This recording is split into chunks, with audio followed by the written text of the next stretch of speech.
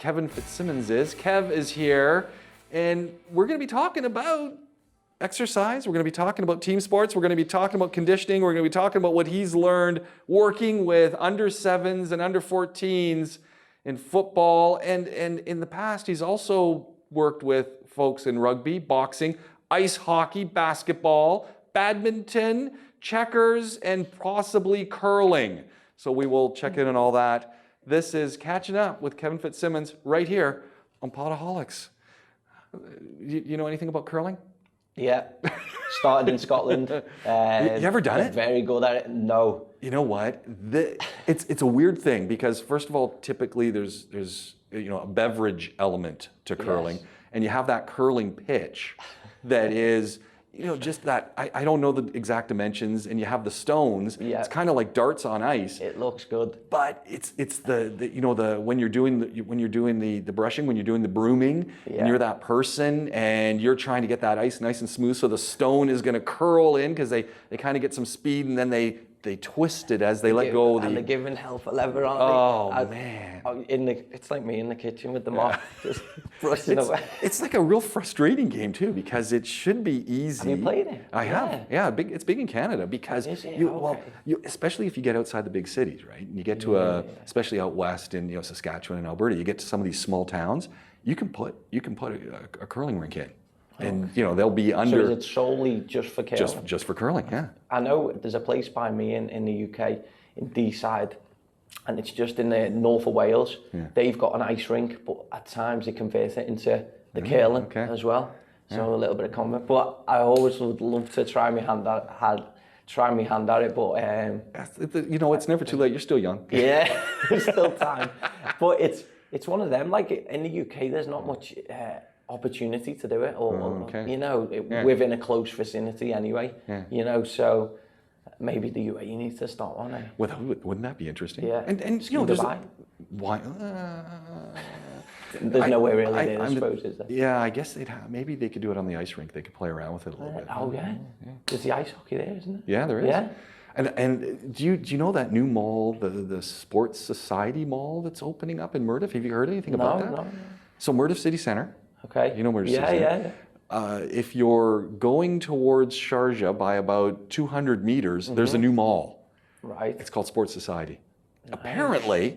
Apparently, indoor football pitch, indoor batting cages and stuff. Maybe it has an ice rink. I don't know. It's huge, and it is all dedicated, complete mall, all dedicated to sport and sport activity. Wow. And it's nearly done. Nice. They haven't unwrapped the signs yet. They had them unwrapped for a while, and then they've wrapped them back up. So nice. We'll have to check it out. Yeah. Sports Society. Maybe curling will pop up there. Right? Wouldn't that be nice? So Kev, this is kind of fun because Dr. Jenna, but Jenna said, hey, you know what? I want to bring Kev in. He's spectacular. You're going to love this guy. He's from where you're both from the same area. Yeah. What does she call that? She always has a name. It's called the Wirral. It's Merseyside. And it's basically across the water from Liverpool. Okay. So it's the same conurbation, I believe, as Merseyside, but we're just across the, ferry across the Mersey. You ever heard? No? Oh, it's a famous song. Oh. So it's a famous song. You have to look it up. Ferry across the Mersey, and it's basically, there's the Wirral one side, Liverpool the other, and there's a big river between the two. Right, okay. And then we're one side, Liverpool's the other. Now, is Liverpool... We're more like plastic Scousers. Because that's it. She always says Scousers. She says we're Scousers. I'm going, all right. Yeah. And then she said it was an interesting connection as well because you were coaching her dad. That's right, yeah. Fitness coaching her dad. And I thought, it's funny how things work out, it's interesting. 7 degrees of bacon here, Honestly, it's crazy how things work out when you meet people through set ways. And I used to work in the Village Hotel, which is a chain in the UK. Okay. And there's a gym at the bottom of it. And I used to just, train as a personal trainer in there, and I got to know all the members, and one of them being Jenna's dad. And it was funny because we started a little outside group that would go cycling to the velodrome in Manchester, and we'd go up there every Wednesday or every couple of weeks on a Wednesday.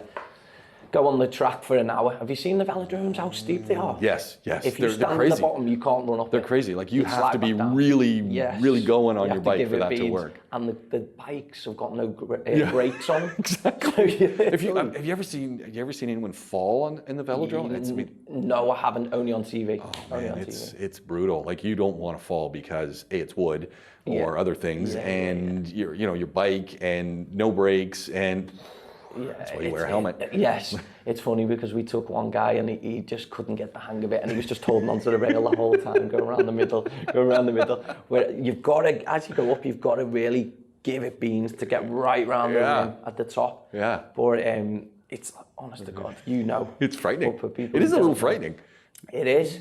You have to keep pedaling, but. As I said, we would go as a group, and I didn't really know Jenna then at this point, and then Jenna would come in every now and then. I remember her dad saying, "Oh, my daughter lives in Dubai," but I didn't have really any connection to Dubai at that time. And then she would come back at Christmas, summer, and then after I left there, I went to a new place which was called Underground Training Station, which was a strength and conditioning studio.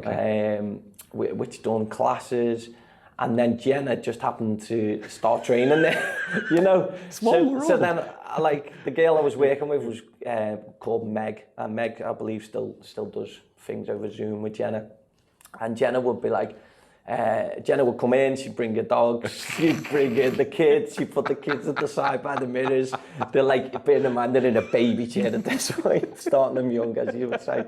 The dogs running up and down. And I'm like, who's this crazy woman running in, like mad woman, pushing through the door with the babies under her arms and the dog, and it's the dog's running up and down. And then someone said, it's Jenna, bit. And then it clicked then, because it's Harry bitten as a dad. And then I was like, she's from Dubai, it all makes sense. And then I made a point of, introducing myself to her. And then, we went from there. And there we are, like both living in Dubai now. Well, how did you end up getting here? So why would you want to leave? the lovely, cold, damp UK. So we were at a point,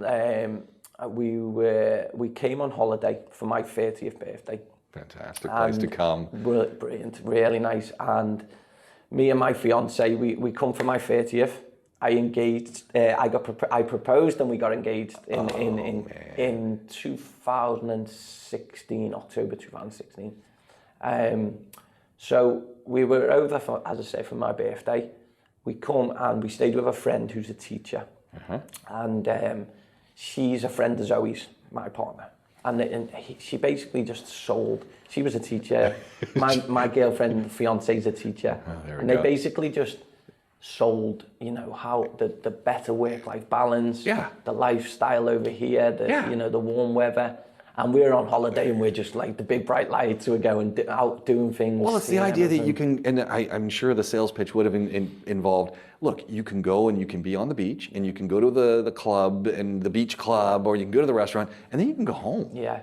And you don't have to live like that. You can go home and have beans on toast if that's really what you want. Yeah. And you can just live your normal life and then go to work, and then you can go back to the beach club, the one that everyone from Liverpool is flying to when they can, and paying the big bucks or the medium bucks, but they're not at home and they're on a vacation. Then they go home and they say, oh, that vacation was so good. But you live in the vacation. Absolutely. So you were sold. So we were sold. We were pretty much sold. And we were living back at home with parents. So we wanted to get a deposit for a house eventually. And the plan is probably to move back to the UK. Yeah. But we wanted to come out, make a little bit of money, enjoy the lifestyle, why we've got no kids, why we've got no real commitments in the UK. Come out, enjoy a different type of culture, broaden your horizons, working with different cultures, different kids, and so on. And so far, it's so good. We only initially come out with a plan of 2 years. Here I am 2.5 years later. We've probably a little bit longer to stay as well. So we'll see how this next year comes, but I think we'll be here at least another 18 months, and we'll go from there. We'll see. You talked about earlier that you've got a background in football. Yeah. Yeah. So what's the trajectory that got you into the fitness career path? Yeah, How did that happen? I think when I finished school, I never really knew what I wanted to do. It was just like no one knows what they want to do. No. And we get told you're going to be a doctor, you're going to be an accountant, you're going to be an elevator repairman, you're going to go be a mechanic. Yeah, and I think even in the working class, like schools where I was from, you never really like know what jobs are available in some ways. It's not really like, and for me, like I just played sport. I knew I was good at sport. Yeah. So it's just like, okay, well, I don't know what I'm going to do. And you were a footballer, right? You know, that was always your thing? Yeah, always played football, always played sport. And then when I got to 16, I was just like, right, what do I do now? Okay. I haven't made it as a professional footballer. Which, I mean, that must have been a real, I mean, you were around a bunch of kids. Yeah. And that's the goal, right? We're all looking at, the Ronaldos and the Beckhams and, I mean, I'm not a big footballer, so but there's a whole bunch of names. Yeah. And that's got to be the goal, right? Is going to be one of the 0.001% of footballers who are going to make it. The percentage that make it is very, very slim. Yeah. So for me, like I wanted to be a footballer, never played in academies. It was always like top level grassroots. Okay. Couple of scouts watching here and there, but never got into an academy. Okay. So I knew it wasn't as bad for me as it was someone who got released at 16 or whatever, from there. So it wasn't as bad, but you're still thinking, I've got a chance. Yeah, but, sure. And there's always the chance. Yeah, you always think that. But so 16, leaving school, I thought, what do I do? Okay, I want to go into sport because that's all I really know. Yeah. So I've gone into sixth form, stayed on, done sports studies, finished the 2 years, and at the end of the 2 years, I'm like, okay, what do I do now? It's like, it's like, okay, university's the next step, I'm guessing so. So a good teacher, Mr. Carriage back in Mossland School, he was very supportive and very good, and he said, well, what about this course? What about this course? And I'd be like, okay, he goes, sports development. Sounds good, sport. But really, for me, sports development, I didn't even know what it was. I'm like, it's a course, it's sport, I'll go and do it. Thinking, oh, that uni lifestyle looks good, But I never really still was like, okay, I'll go and do it. And I did the course. It involved a little bit of sports science. It involved more about development of sport in communities. And it didn't turn you off, though? No, it didn't. But it probably wasn't the right course to do. I probably should have done a solely sports science course. It involved sports science, it involved coaching, but I probably should have went to sports science. But I got a degree, it's got the coaching, it's got the sports science. So you got a little bit of everything. Yeah. And when you go and interview, when you go and talk to me, you say, yeah, I got this degree. Yeah, exactly. I've got a sports development degree. So it was a BA honours degree. But I probably should have went and done a bachelor's of science, sports science. But I went on then, after I finished that, I went on to into working for the Village Hotels, worked with them for a couple of years, 2-3 years. I was actually part-time in a bar there, and then there was a full-time job come available. So I was like in the gym, and I'd finished uni, and I was like, again, it was like, where do I go from here? Because I couldn't find a job in sports development. And that's a hard one, isn't it, when we start thinking about it? I mean, you look around, and it's kind of like, okay, I see lots of different teams and lots of different types of sports. I see lots of different gyms. I see a lot. Yet it's pretty hard to find work that might lead to a more long-term, stable future, and that kind of applies what you've been studying. It's kind of weird. Sport is hard to get into a full-time profession. It is. So I've finished the degree, I've done the 3-4 years, and then I've gone into the place that I'm working part-time in the bar, gym position. It's not such a bad place. You got the bar part-time and the gym. Well, I finished my undergrad and I'm working in a bar, you know. And so then you're getting people saying, you did this whole degree and what are you doing? You're working in a bar. You could have just gone to the bar in the first. My friends are hammering me for it. They're giving me that, So I finished, I'm working in the bar, position comes available in the gym.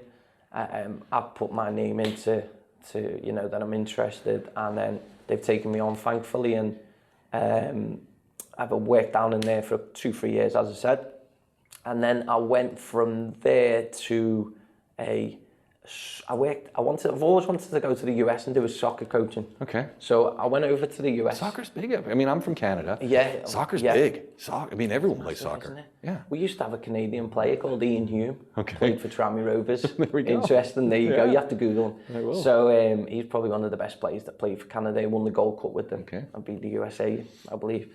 There you go. So I've been working in the gym. Went to the US. In the US, I've just spent 3 months in Texas and in Arkansas. Random. Boy. Yeah. Texas and Arkansas. Yeah. Well, right, yeah. You really got to see the US. Yeah. But you know, I had the best time there.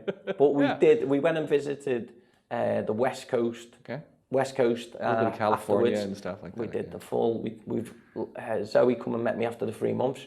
Flew to Vegas, spent a few days there. There you go. Drove to LA, Yeah. drove from LA right the way up past Santa Barbara, Yeah. up to San Francisco. Lovely. So we've seen it. And then 2 years later, we went back and did the East Coast and went from Boston, New York, New York. down to Miami. We didn't do Boston. You didn't go to Boston? No, I know. It's on the... It's like it's so close. Well, I didn't really... Boston and New York are like only a couple hours I wish apart. I had it done. I think the big thing was Yeah. New York.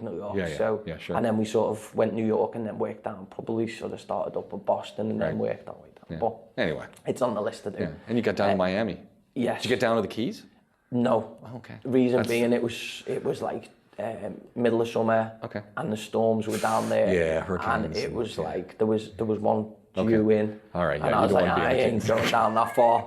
No. We were driving down one time and it was like flash floods on the phone, and I was like, what's this? Flash floods? Yeah. Well, the Keys are beautiful, but they are at sea level.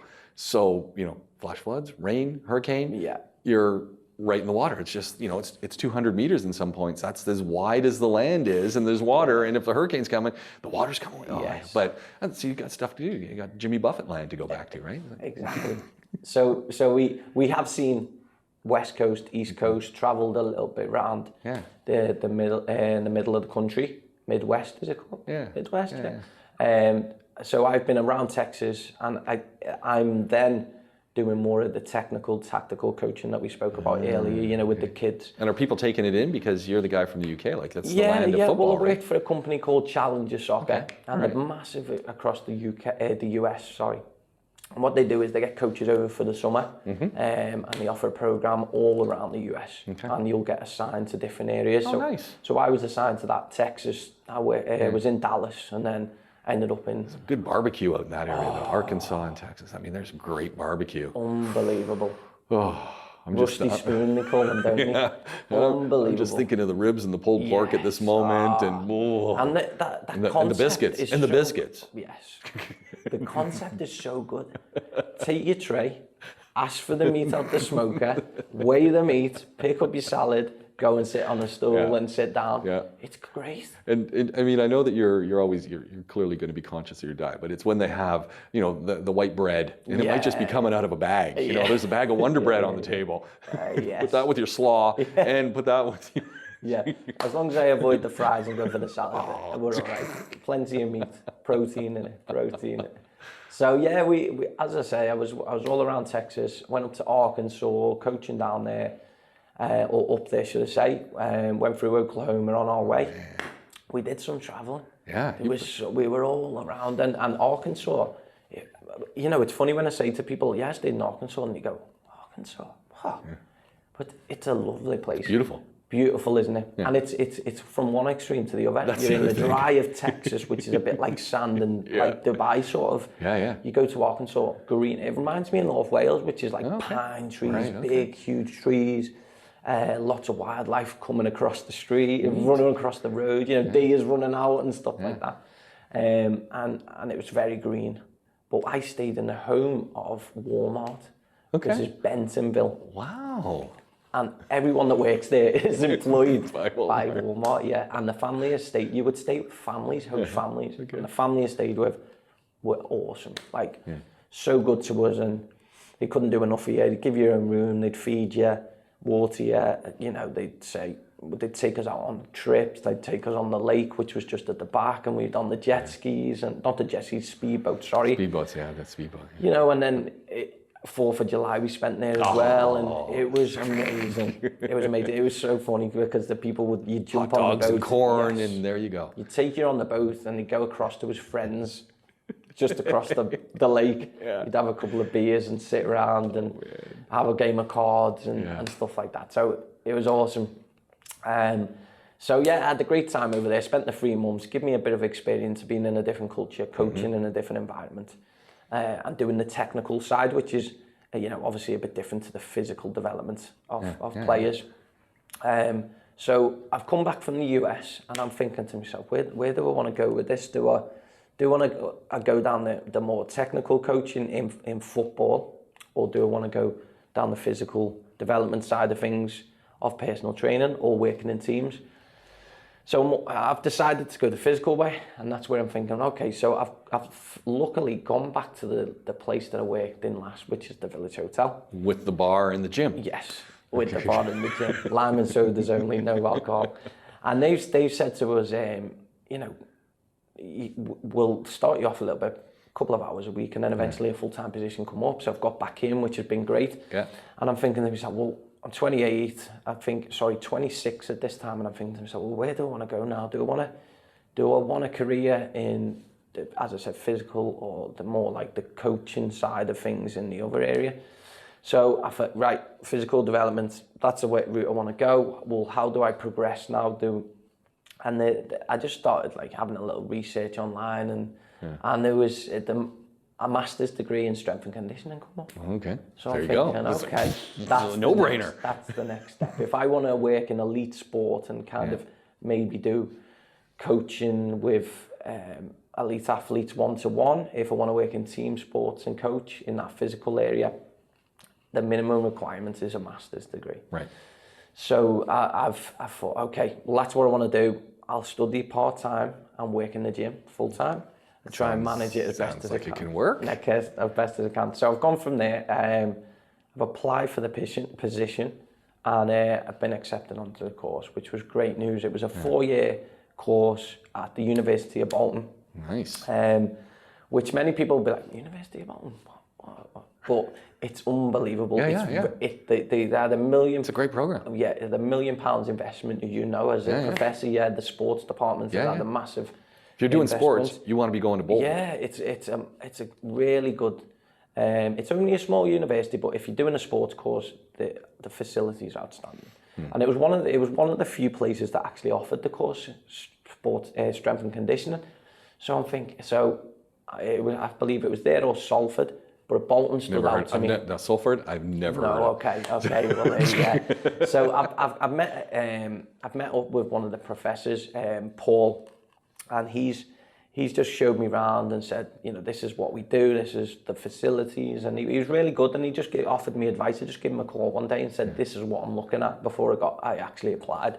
And he was great, and he gave me some good advice and showed me the facilities and went around, and I was just sold on it. When you go somewhere and this is the right place. Yeah, they don't need to even say anything more. You stepped in, you took a look around, and you go, this is it. It's funny, isn't it? Because you sometimes get that vibe, don't you, when you go to places, anything, if you're looking at buying something, a house or renting, and you don't even have to look at the other places, I feel, because you sort of know, I'll be comfortable here. So anyway, I've applied for there, I've been accepted. It's a 4-year course. I've managed it alongside the full-time work.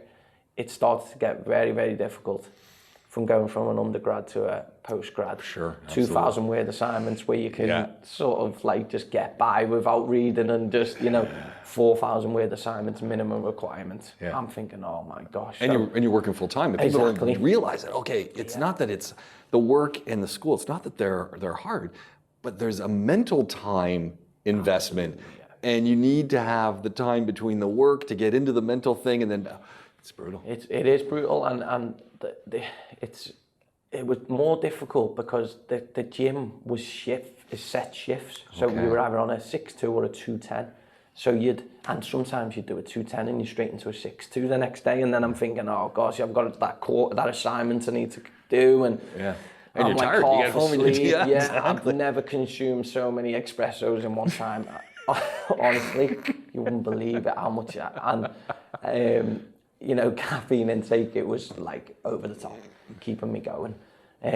But you know, it got to the point where I was in the last year. I got through the first it was a 3-year course, not 4. And I got through the first 2 just about, you know, with managing everything. And it got to the 3rd year and I thought, something needs to give here. I need to manage my time better if I want to take this area, this S&C more And that serious. ultimately, I always tell my students, especially in undergrad, that's really what you learn at university is time management. I mean, all the other stuff you do, but it's all of it is geared towards taking up all your time and stressing you out until you realize, okay, I can't read it all, and I've got to come to a point when I'm working on that paper where I say, this is as good as I can do. Yeah, it's interesting you say that, because I was going back to the undergraduate course, and even though it still was a sport course, it probably wasn't the correct course for me. It learnt me that time management. Yeah. It learnt me meeting people from all different different areas, different cultures, and it opens you know, horizon a little bit. You got from like a smaller town or area, and then it just opens everything up, doesn't it? You're meeting people from all over, and it gives you more opportunities as well. So even when I find, like, if you don't truly follow the course that was meant for you, it teaches you life skills and lessons, doesn't it? You know, so I'd always advocate people going to university. I really would, and it's not always the correct way for everyone, but I definitely would back it for anyone, you know. And I'm not even the most academic person in the world. I am not, and I say this, I've got a master's degree, but I was in the Middlesex in school. The only thing with me is I'd work hard. There you go. And that's what I always stick by. And that's a big thing, isn't it? You don't have to be the best, it's even in sports, you don't have to be the best player. You don't have to be the most intelligent, but if you work hard, you will go a long way. So what happened in the last year of your master's? So last year of master's, this is where it started to really, like, trajectory. Okay. You started realizing where you wanted to go. Yeah. And then I started in, I went into, there was a guy on my course I met called Sam Vance. Top guy, works for Liverpool now. Okay. Really nice guy. And it was funny because I went on the course, first day, met him. What's your name? Sam. Where you from? The Wirral. So am I. How old are you, Sam? 30. So am I. Why don't we know each other? You know, his gym was like 2 miles down the road. It's amazing, isn't it? And I was like, I work in UTS as well, he said. And I was like, well, I'm in a village hotel in Brombury. It's the same area. How do we not know each other, you know? Yeah. So then we become good friends, really good friends. And he worked in the UTS, underground training station, as Jenna worked. And it's a really good, they do things the right way. The difference from there to the village hotel is, the village hotel is all set fixed machines. Right, okay. It's all treadmills, whereas the UTS is unconventional. Okay, got some free weights, you got free weights, bars, squat racks, everything is about elastic things, getting what do we people call that? moving. TSX TRX, resistance bands. It's about getting people moving and not just sitting on a machine doing and isolating muscles. It's to get functional. It's a lot better form of training, I would say anyway. And he said to me, Kev, I was always going in on a Wednesday. We'd go on a Wednesday for a day of the course, and I'd say to him, Sam, I'd be just rolling in with me espressos and meeting for the coffees, and I was this is hard, managing the two. And he said, why don't you come work for us? And I was like, oh yeah, might do, put it off. And then eventually I turned around, Sam, is there anything available? Oh, yes, there is. And then he put me in touch with the guys, and I went down there, done a couple of classes, and it was the best thing I ever did. Really? The best thing, because I went self-employed then. Okay. So I could manage the course, be self-employed, have my own hours. The only thing that was fixed was you had to coach classes. Okay. So there was like, I believe 6 hours a week, but I had a great deal. I coached 6 hours a week. In return, I had full use of the gym with my clients, didn't have to be members, could bring them in any time of day across the 7 days of the week. My rent was coaching classes. So even if it wasn't as big a gamble to go self-employed, because even if you have a bad week, you know, you don't have to pay nothing. You just might make less money. Right. You know, so it was a really good deal. It was a safety net in the sense that you don't have to pay £200 a week. Yeah. Or a month, should I say, rent. And if you have a bad month, oh God, I haven't got that £200. And pay monthly. It was just coaching classes. And as I said, it was the best thing. It opened my eyes up a bit and helped me increase my knowledge. I was around coaches that would have a similar mindset, and that really pushed me on that was really, and I'm very thankful to the underground training station. And there's two of them. There's one's in Hoylake and there's one in Rabymeer. I worked in the Rabymeer one, and I believe it's shut down now due to all the COVID stuff. And that's heartbreaking when you start looking globally at the number of fitness places, and that's what people need anyway, is to get out, move, get into these classes. But close proximity, social distancing, masking. And it was only a small facility, so I believe it shut down. And when they reopened under the guidelines, they could only have a set amount of clients coming in. So a set amount of members coming in, and then so I believe that made things difficult. And the last I heard, it shut down. So which is a shame, which is a massive shame.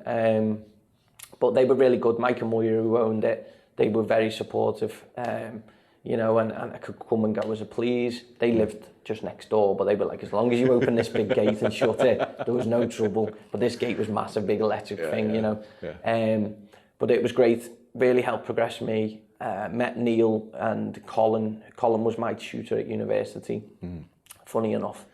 And Colin eventually became the head of strength and conditioning of the course. So Colin was the initial owner of the Hoylake one, and then they opened the franchise in Rabymeer. The Hoylake one, Neil and Colin. Neil comes from a very good background of an experience he worked for England Rugby and strength and conditioning, and I worked for Man City in the football. So there was a good wealth of knowledge there. Yeah. And, I was learning from them guys. They'd be giving us like CPD, and that would help progress. Wow. So I had all that. Plus I had, the head of the course, heading up their things. So you'd like to think you get a little bit of, he's one of us, when he's marking the exam anyway. But very good, progressed me. And then what I started doing was, when I went self-employed, another reason that sort of pushed me into that was I started with a football team, a professional football team, Tranmere Rovers. Okay, and there's 3 football teams in Merseyside. There's Liverpool, Everton, and Tranmere. Okay, so I've heard of the first 2. Yeah, exactly. Yeah, well, never heard of them. So they're a smaller club, but they've got a massive history. That, if you're from England, and you know the lower league football, you'd have heard of Tranmere. And I started with them, and it was funny because I met someone who was a member at the gym in the village who put me forward to the Tranmere. He was a physio there, John Stokes, and he put me in touch with him. So it's funny how you meet people, isn't it, in gym environments or any walk of life, Yeah. And I always believe if you're good, if you're a nice person and you're good to people, they'll be good to you. And I think that's karma. What goes around comes around, right? I believe it. I really do. I really do. I find that when you're doing good things happen. I really believe that. And and anyway, John put me in touch, and the guy had just gone into a new role as head of strength and conditioning or sports science for Tranmere. Okay. First team professional footballers. Kev, he told him how I was doing my masters. Was on me, I think 3rd year, and he was saying, "Come in, Kev, support me." Internship. I did it for free.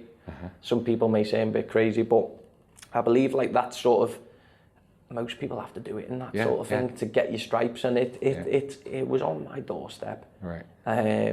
So it wasn't much distance to travel. It's my local team where I'd be running on the pitch back in the day when they won games, And the next minute I'm working with them. So it was like, wow, this is brilliant. You get your kids, you walk in, I'm part of the team now. So worked for them. First year I did with the first team, and they just come close to getting promoted. They dropped out the Football League to the league below the League 2. They lost in the playoff final. There was a position that was lined up to take me on full-time head of the youth.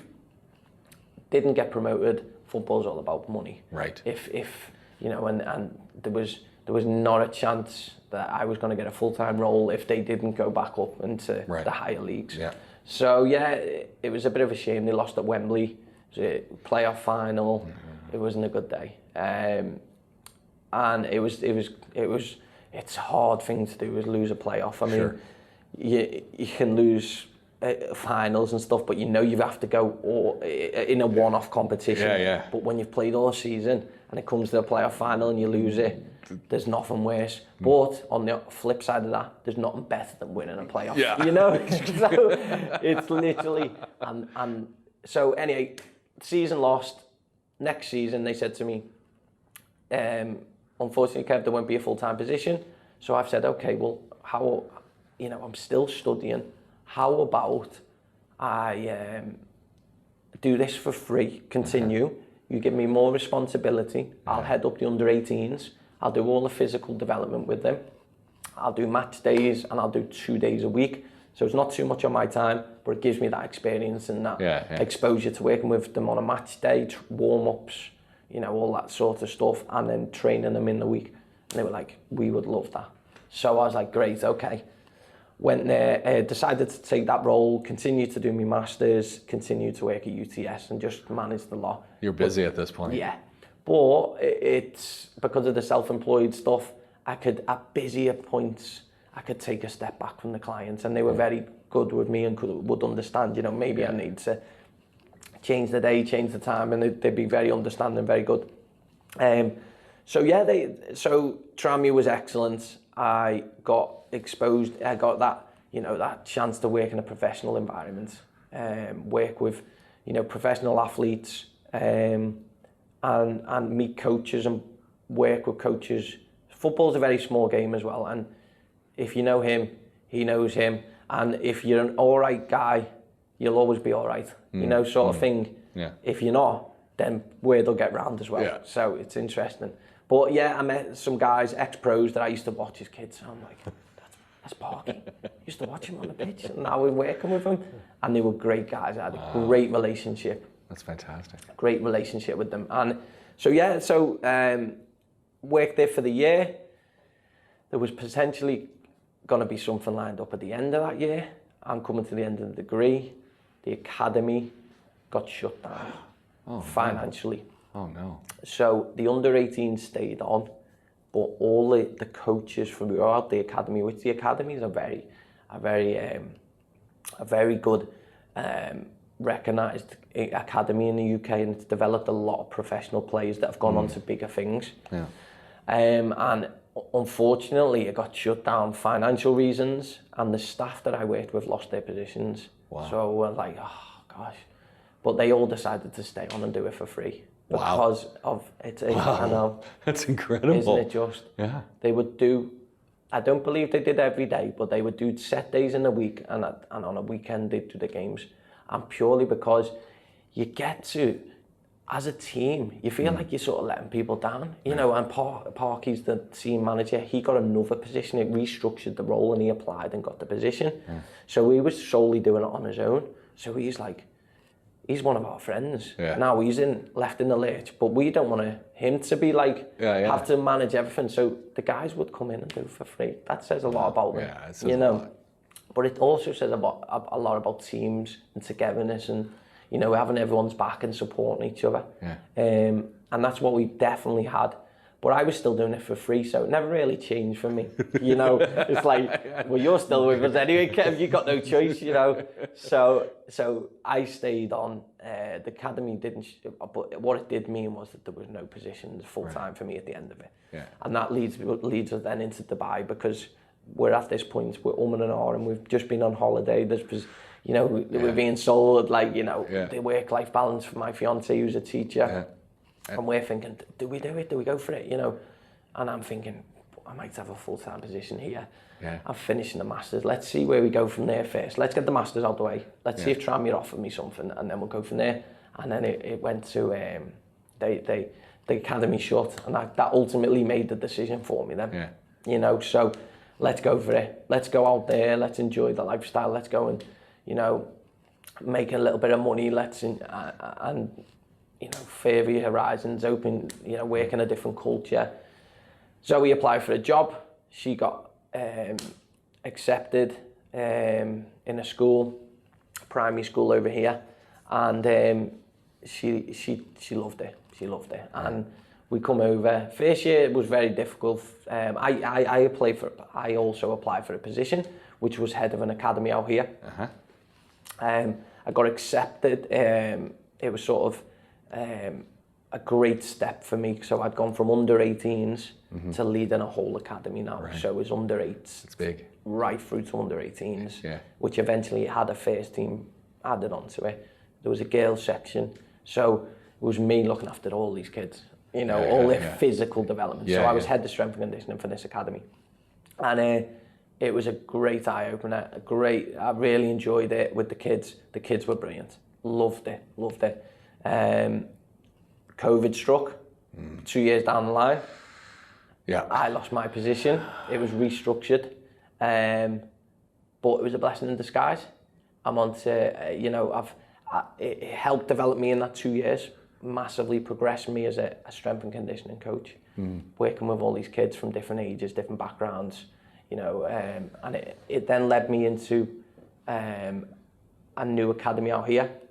This new academy, Empire Sports, really good, do things the right way, great people, had a great facility, 4-mark school, which is in Albarcia, and it's got me working now. I'm doing a little bit of physical development with the guys, working one-to-one, working group sessions, but also I'm doing the tactical, technical stuff, as I was saying. So it's a nice mixed bag for me now. You know, it's a bit of both, and it gives me a chance to have my own team, as I was saying earlier. It's kind of cool. You know, so I love it. I love working with the kids. They're brilliant. They're such good fun. And the nice, really nice kids out here. And so it makes Do you find them different, the kids different here than they were back in the UK? Yes. Well, yes. How are they different? The kids I'm working with here are from private schools. Right. Well, you know, from nice, strong backgrounds. Well, should I say, like, they're from good positions, you know, sort of thing. Whereas in the UK, you get a mixture of kids, working class, middle class. You know, and football, I believe in the UK is probably everything for them. Right. It's all, some kids, it's just like the mentality is football. Whereas probably in the UAE, they've got a lot more other things going on. It's probably the academic is taken more serious out here than it is in the UK. And probably they've got more to do than in the UK, the kids. Right. So they've got a lot more other things going on. So it's not the be all and end all for them here, I believe. Whereas in the UK, it is everything. Football is your life back there. So you know, it's not just the kids in the UK are great. Kids here are great, but you get it. It is different. It is different. You know, depending on the type of kids that you're working with, and the kids out here, I love working with the kids, as I was saying, going back to the great fun. Any age group that you're more interested in that you find just... You know what? I probably 11 and 12s and up is probably easier for me. Okay. The younger ones are good fun, but they're harder to deal with. It's harder to keep them focused, right? Yes. And I've got, I would say, good enough patience, but it does test you at times, I would say. You know, so 11s, 12s and above. But the good thing is I work with all age groups right the way through, under 8s up to under 18s. You know, so I've got that good experience of working through. So I've been with the Empire now for since the turn of the year, since Christmas. It's been a really good transition for me. The guys there are excellent. We do ECAs in the day, a couple of days a week, which is extra curriculum. So you get the kids after school club. So you do that, and then we'll go into coaching of an evening with all the squads. We've got a big girls program there as well, which is really good. So you know, and the boys, I've got some good strong teams. And then on a Saturday we have a match day. So we'll train 4-5 times a week, match day on a Saturday. It's really good. It's really good. I'm really happy there. And for me, you know, the next step would probably be to go into coaching in a head of first team role in strength and conditioning. So I've got. Is that sort of in your mind? I mean, this is the logical progression that you're going through. I think so. And whether that's coaching in a team or whether it's one-to-one. I mean, I love working with the youth athletes as well. So it's not just to say that that's going to be the logical development will be a first team. I do think I need to probably do that to get to say, all right, I've tried the first team, although I did internship with the first team, I maybe be a leader for first team, be a lead, you know, and then I've worked with the youth head of academy, then I've worked with a first team, and then I can kind of work out where I want to go then from there, you know. The first team seems real logical in the UK. Is that a little bit more of a challenge here in the UAE? Yeah. It's just that team. I mean, sure, there's the football league, but it's a different league, and it's just. I think as well, to get in, if I do go back to the UK, I'd probably have to go and try and get into a football team somewhere as head of S&C, first team, and then hopefully that would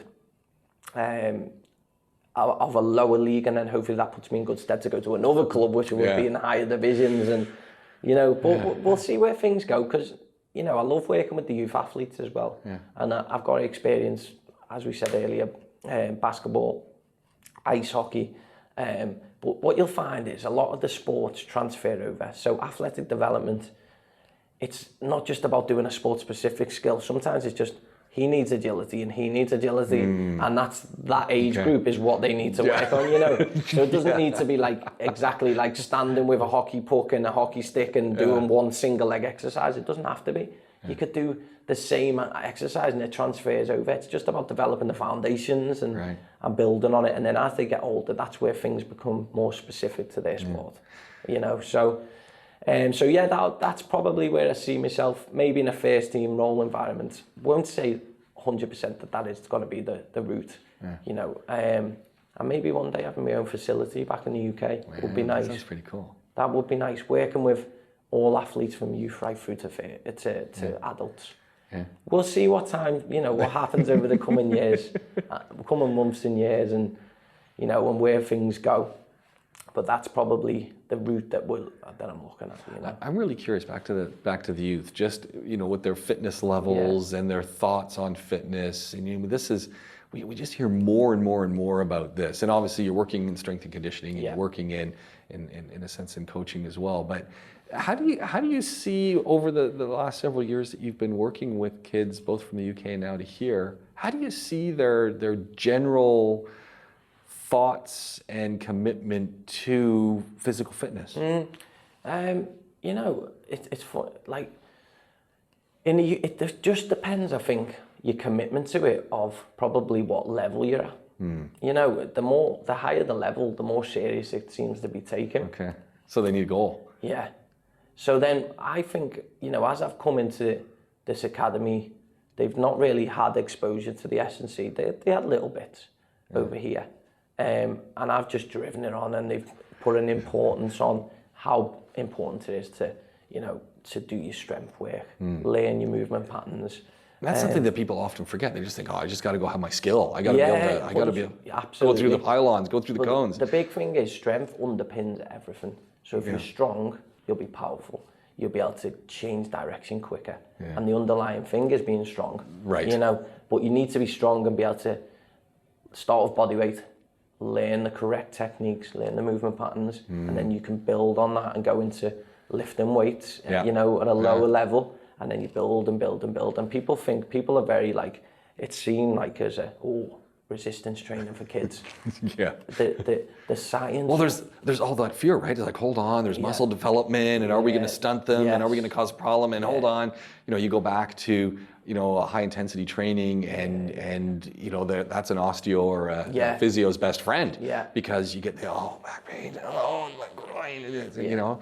So I don't want the kids to injure themselves. So it's a misconception massively and it's just educating people really, because you know, it's a new thing and it's taken off, and everyone's calling it S&C, strength and conditioning. I'm doing the S&C now. He's doing sit-ups and that's S&C. You know, it's funny. It is. It's the buzzword now. It's the buzzword. So I'm doing the S&C. What, you just ran up the stairs and done sit-ups? It's hardly strength and conditioning, but it is what it is. But these guys are. Where am I going with this? Where am I going? You were going that we were talking about youth and their commitment to physical fitness and their thoughts on that, and how seriously they take it. And with the leading question is, I see just a lot of kids who are pretty sedentary. And I look around and I see kids and I kind of go, I've got you. And as we were talking about earlier with my wife with the, what's the first thing they cut out of things? Oh, no fitness. Yeah. No PE in schools. And it's like, what are you guys thinking? It is. It's a massive, even for children's mental health. For me, like, even being over here, there's going to be probably 0.01% who are going to ever become professional footballers or professional athletes. Yeah. But for me, it's trying to teach them the right things, the right things to do in the gym, the right things to do when they're away from with us, and that'll lead them into a healthy adult and an active lifestyle right the way through. Yeah. So it's not just about it is about making them better athletes, but it's about making them aware of how to look after themselves, and then so that when they're 45, they don't have the belly hanging over the belt and they're looking in the mirror going, I remember when I was 16, I had so much opportunity. Which now you look hear at me. Quite a lot of, I could have been a footballer, I could have made it, but I had this injury. Is often the one. The knee injury is normally the one, Yeah. Blew up my knee, and then there was no more S&C. Yeah, that's it.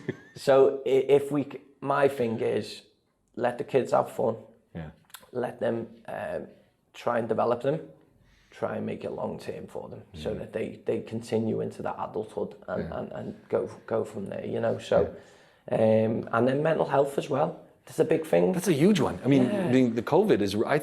I think the good side of COVID is it's really started us to focus on the connection between mind and body, that mental health thing, talking about it, working through things, and how doing a little S&C, going for a little run, doing a little walk, doing some pull-ups, doing some body weight exercises can really sort out your head. It's teaching them that, isn't it? Yeah. And as you said, it's a crazy time. People are stuck at home. We've got more in the UAE. We've obviously got a little bit less restrictions to the UK, which is good to be here. And you would say in such a bad circumstances, you're probably in a better place here. But the big thing is, I know that schools are trying to do stuff and the teachers and stuff, trying their best to do what they can with them. But I know that probably everyone would like to be doing it in person and get, and go from there. But I think teachers are trying their best to do what they can, and everyone's trying their best to do the stuff. And the good thing is, even if they're getting a lack of PE at the schools, if they are coming to academies after school in sport or whatever extracurricular sport, they're getting that extra little bit of fitness and stuff. And as we said, the mental health is a big thing, especially now and younger, and it's making kids more aware that about it and educating them. And exercise is the biggest thing. The biggest thing, isn't it? It massively just getting your head into the game to do it. I mean, it's this morning. I sent you a WhatsApp. What time was it? It was like 5 to 5. I was like, what does this guy sleep like? But that's the deal, right? It's this morning I'm getting up because I'm going for a morning run, and I'm going. I'm waking up and I'm going. I literally rolled over in bed and I went, do I really want to get out of bed? And I'm looking. It's dark and I can see it's a little foggy. I'm going, do I really want to get out of bed? And I just kind of went. Half the game is getting out of bed. Absolutely. And did I do my best run ever? Actually, it felt really good. It was one of those runs I'm running. I'm going, hey, this is feeling really good. And I was really. But the irony is, so go and do the run. So I'd send you that text. Go and do the run. Yeah. Get home. Jump into the hot tub, and then I went back to bed for half an hour. I went upstairs and I'd lie down in bed, and my wife goes, I can't believe it. You've been outside. You've gone for a run. You've had a hot tub jacuzzi. And then you grabbed an espresso, and then you lie down in bed, and you're snoring. How is that possible? Do you know the funny thing is, apparently if you have your caffeine and then have a power nap, you wake up, it kicks in, and you're off. Oh, I'm telling you, I literally, my routine is a little bit of exercise, 20 minutes listening to the news in a jacuzzi, and typically if I can lie down for 10, 15 minutes, and then boom, get going. Brilliant. But going back to the kids, where this all connects in is getting them to realize, I got homework, yes, I've got school, yes, I'm tired.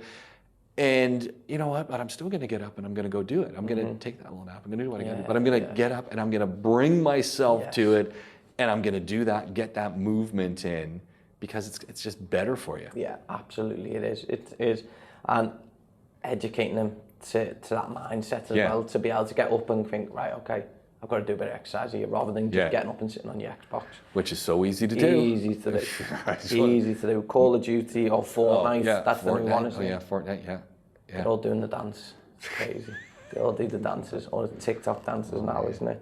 But at least they're dancing. Yeah, moving. well, that's it. At least. In some ways. Oh man. You know, I all I keep thinking is we could keep going here, and I'm thinking we're gonna have to meet up again. Yeah, I think we could keep going, couldn't we? And have a nice. But how do people get in touch with you, Kev? So I've got an Instagram at Kev Fitz Training, KFITZ Training, TRAINIG.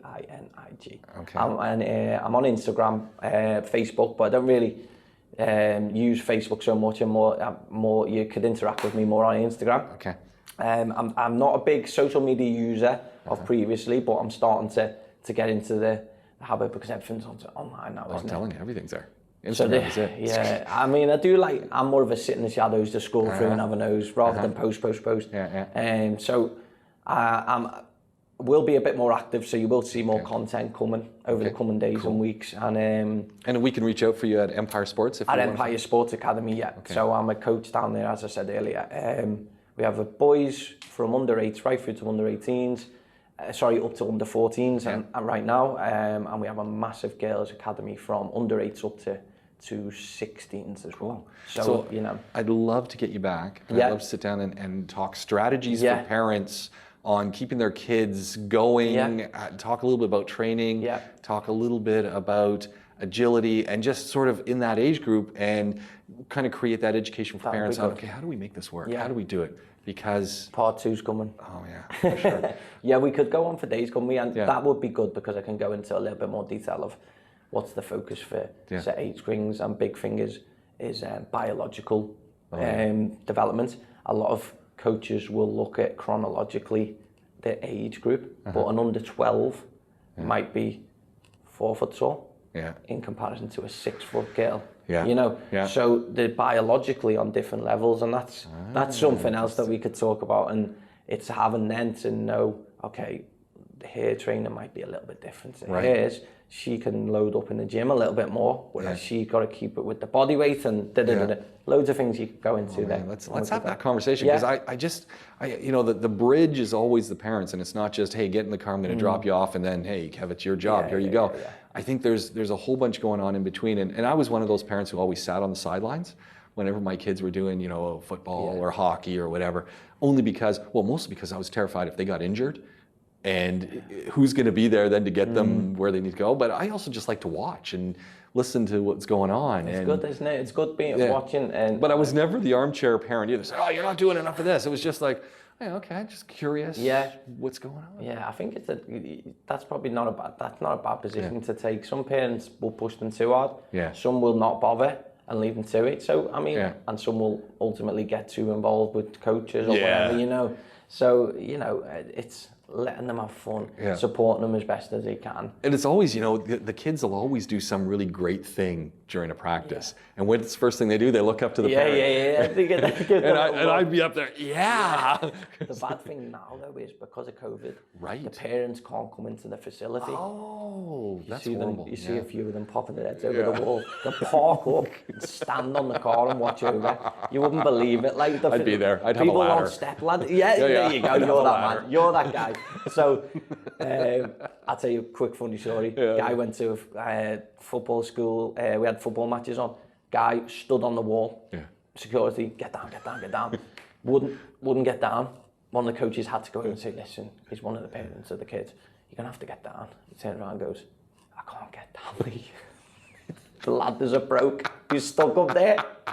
So how good is that? It's like giving it, no, don't. Well, it actually didn't go like that. It was more like, oh, why do we have to get down? I'm trying to what? Did it? It's stupid, this, that, and the other. And then he went, Lee, I can't get down. So when he told me the story, I was like, that's brilliant. That is what it's all about. But yeah, you can't watch it, which is a shame, because as you go back to kids are giving you they're all made up with themselves. So then they have to recreate the story when they're going home, which adds a bit of sort of spice to it. You know, they add a little bit, took 8 players on and I've done this, done that. You know. Kev, it's been a pleasure meeting you. For having me. Look forward to doing this again, and truly, definitely. we will do it again. Coming to you, PODAHOLIKS is what you're listening to. It's Catching Up with Kev Fitzsimmons, and he's at Empire Sports Academy. We're recording right here in the Rove Hotel downtown Dubai in the podcast studio. Music by Arches Audio. whole bunch of podcasts to listen to.